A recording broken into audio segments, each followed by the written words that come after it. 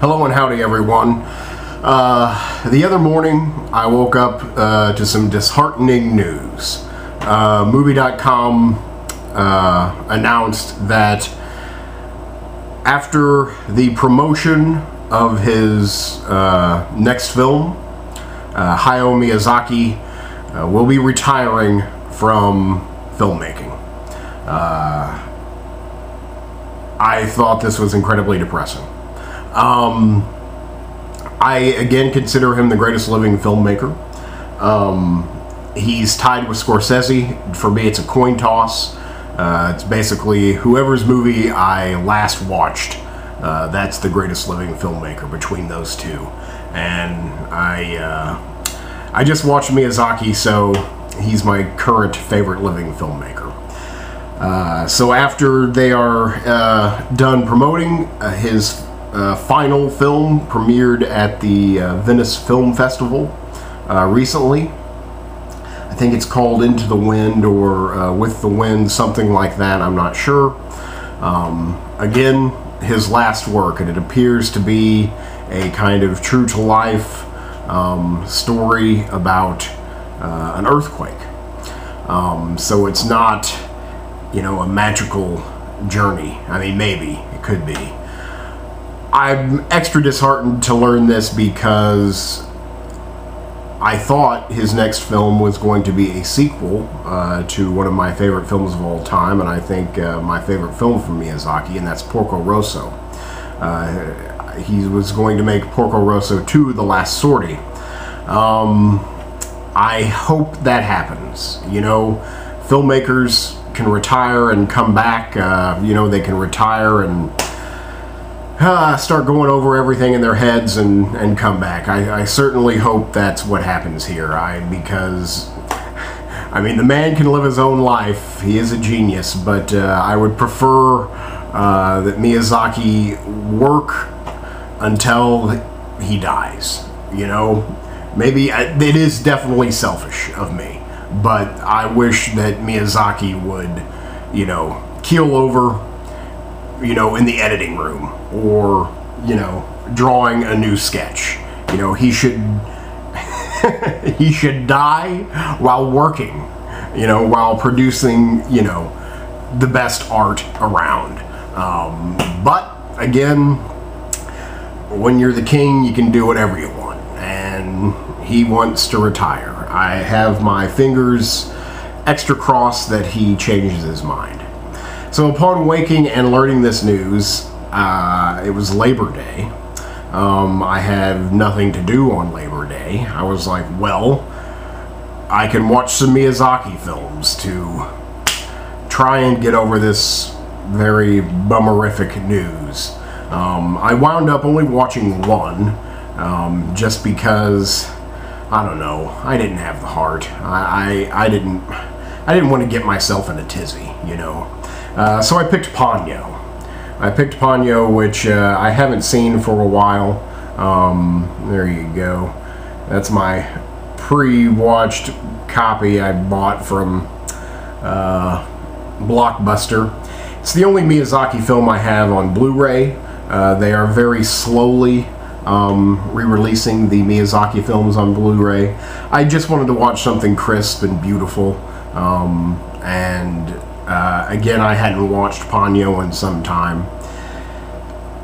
It's just amazing. You know, I can give it a 10. You know, I think it stands with Miyazaki's best. I think it's his, perhaps with the exception of Howl's Moving Castle, I think it's his most visually lush film. There is always something to be looking at. There's always something to be looking at. There's always something in motion. You know, the scenery in the background is actually doing something. You know, if you watch it, you know, there's, you know, little stories that are going on in the background. It's, you know, sweet. It just does everything incredibly well that Miyazaki, you know, is all about and does well. It's basically a retelling of, what's his name? Hans Christian Andersen? Yes, there it is. Hans Christian Andersen, The Little Mermaid. Of course, if you're in your 30s and from America, you're, pretty much, The Little Mermaid from the Disney film. This is a reimagining of the same story. Little fish, a magical fish, wants to be human. Finds a human, tastes his blood, and therefore transforms into a little girl. Her parents, her dad and her mom, want to find her, so they know what's going on. But true love saves her. It's very cute. It's very sweet. It's straight from the heart. It's smart. It doesn't, even though it's a fantasy film, it's a fantastic tale. It still keeps it real. They have very human emotions. The animation is just breathtaking. I saw this twice in the theater. I've seen this film, I would say the other day would probably be my, I will say, 5th time watching this film. I saw it twice in the theater, and I'm pretty sure I've watched it twice. I rented it, watched it when I rented it, then I bought this Blu-ray. I believe I watched it at that point as well, and now I've watched it again. So I think I've seen the film 5 times. It's just gorgeous. The animation, I think it's, again, going with technology and what he can do with the tools he has increases, and it just takes, like, that feeling you get from Spirited Away and everything going on in this world that exists, that is here as well. That's what Miyazaki does, is he creates these other worlds that seem familiar yet not, and then makes them feel totally real, and that you could very easily live there. Very easily live there. Just kind of crawl through the TV, if you want to, and live there. One of my favorite scenes of recent memory, I think I put it as like an amendment, the best moment I had in a theater that year was Ponyo. I don't know if she has control, but perhaps.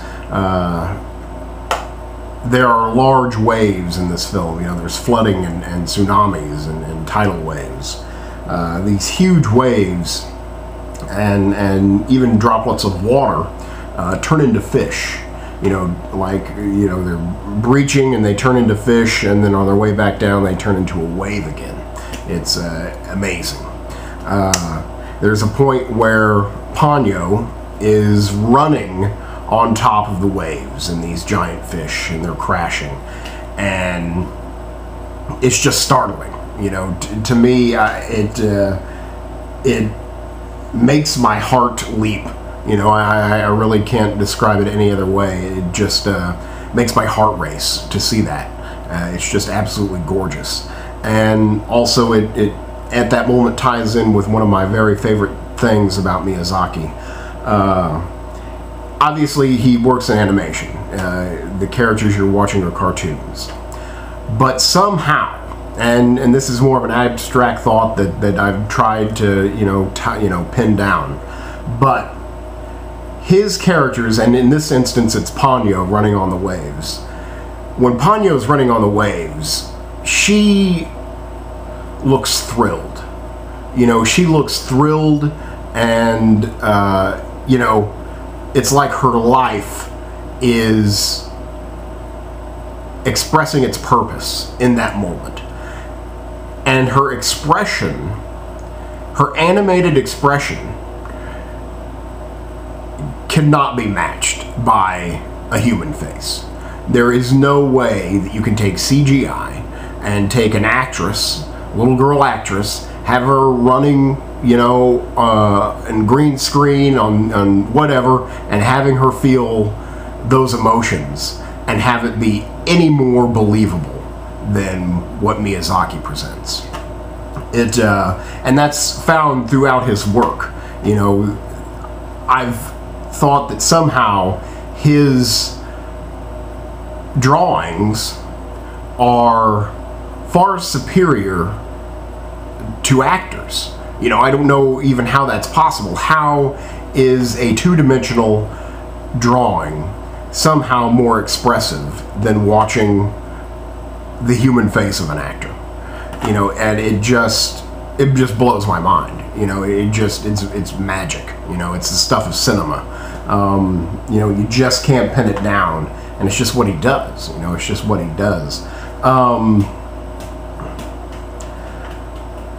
I really don't know what else to... Oh, I haven't mentioned any of the actors. Obviously, Disney handles all of Miyazaki's work that is that's put out over here in America. Luckily, they do it with the utmost respect. In fact, I think it's getting a little ridiculous how, you know, big name stars want to be a part of his movies, and they don't really... you know, they cast the right talent, but it's like getting superstars now instead of, you know, the perfect voice. We've got a big cast here: Cate Blanchett, Noah Cyrus, Matt Damon, Tina Fey, Frankie Jonas, Cloris Leachman, Liam Neeson, Lily Tomlin, Betty White. I really can't say that I can recognize Matt Damon. I definitely picked out Liam Neeson and the ladies, Betty White, Lily Tomlin, and Cloris Leachman. They're pretty obvious. Cate Blanchett, you know, when she plays like the Queen of the Sea or the Mother of the Sea, you know, it just doesn't leap to my mind, oh, that's Cate Blanchett. But again, we've got some high-powered actors here, voice talent, and again, it's shows, you know, the respect that they handle Miyazaki films here. I don't know what else to say. I mean, I just think it's kind of perfect. You know, that's the thing is I know that perfection is an abstract notion, and that it in fact does not exist. But when I watch Ponyo, it's like, is that true? You know, is that all just bullshit? Because I think it's kind of a perfect film. You know, so many of his works to me are just like flawless. You know, they're here and then they're gone. But luckily you can, you know, watch it again. And I implore and I hope that Hayao Miyazaki does not hang up his hat yet. I want one, you know, I always want one more. You know, even if he does deliver Porco Rosso 2 and it's everything I want it to be, I'll still want something more for him. Again, selfishly, I want him to die at his drawing board. Please, Miyazaki, do that for me. So there you go. I think that's pretty much all I can say. I love this movie. So there you go. That's Ponyo. Another of the great Hayao Miyazaki films. I give it a solid 10. Thanks much.